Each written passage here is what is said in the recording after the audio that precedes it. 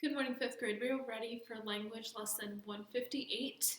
Today we're going to learn about our last two types of complements. The last two types of complements always follow a linking verb. Their names are predicate adjectives and predicate nominatives. We've learned about two kinds of complements that always follow an action verb. Do you remember what those are? Direct objects and indirect objects. But our complements today always follow an action verb. Predicate adjectives and predicate nominatives. Now, a predicate nominative, let's start with that, is a noun or a pronoun that follows the linking verb and it renames your subject. So let's look at some sentences here. First, I have Miss Swift is my teacher. So we're looking for a noun or a pronoun that comes after a linking verb and renames the subject. So, in this sentence, is there a linking verb? What is our verb? Is the verb, so yes, it is a linking verb. It could be a linking verb anyway because it's in the being verb list. Now, is there a word after is that renames, it could rename the subject? Yes, teacher. Teacher is renaming Miss Swift. It's something that you could call her because she's a teacher. Let's look at the next sentence. Is Angela a good student? Now, this is one time when you won't find your predicate nominative right after your linking verb is if it's a question. Okay, so here you have the verb first and then the subject, right? Sometimes if we have a question, the verb and subject are switched, but it's still in the predicate of the sentence, at the end of the sentence. So we have is as our verb here again. Now, is there a word that is renaming our subject? What is the subject? The subject is Angela. Angela is. Now, is there a word that could rename her? Yes, there is. Student. Student is renaming Angela, so student is our predicate nominative. They give an example in your book as well. On the top of page 281, they have Charles Lindbergh was a great flyer. Was is the linking verb, and flyer is a noun that's renaming Charles Lindbergh. A way that you can check and see if you are finding the right thing for your predicate nominative is to switch your sentence around.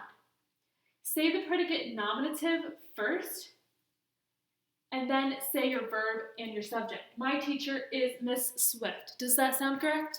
Yes, so it is correct. A good student is Angela. Yes, that's correct as well. Or a great flyer was Charles Lindbergh. Yes, so we found the right thing for the predicate nominative. Now, our predicate adjective is an adjective complement that follows the linking verb and describes the subject. So, let's look at the sentence. The flowers smell wonderful. What is our verb here? Smell is our verb. Remember, this is in our sometimes linking verb list, okay? Now, is there a word after our verb that could be describing the subject? The flowers smell wonderful. Yes, wonderful is describing our subject, flowers. So we know smell is on our sometimes linking verb list. We now know that this is a linking verb because we have a predicate adjective after the verb describing flowers. And predicate adjectives only follow linking verbs because they link the predicate adjectives, the predicate nominatives to the subject. The sunlight felt warm. What is our verb there? Felt. Felt is our verb. Now, what is our subject? Who or what felt? The sunlight. Sunlight is our subject. So, do we have a word in our predicate that is describing sunlight? Yes, we do. warm is describing sunlight. So warm is our predicate adjective. Now, a way to test and see if you found the right predicate adjective is to read your predicate adjective before your subject and see if it sounds correct. Wonderful flowers. Yes, that's good. Warm sunlight. That's good as well. So, in your lesson, label your linking verbs, your subjects, your predicate adjectives.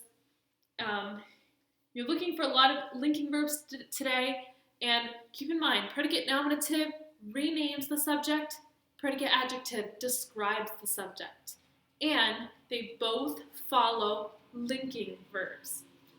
Both follow linking verbs, so be careful with that. Opposite of direct object and indirect object, those follow action verbs. In your lesson today, go ahead and work page 281, and then on page 282, do Think A. You also have quiz 12, so make sure you get quiz 12 out of your folder and do that. Let me know if you have any questions. Work your lesson carefully, and I hope you have a great rest of your day.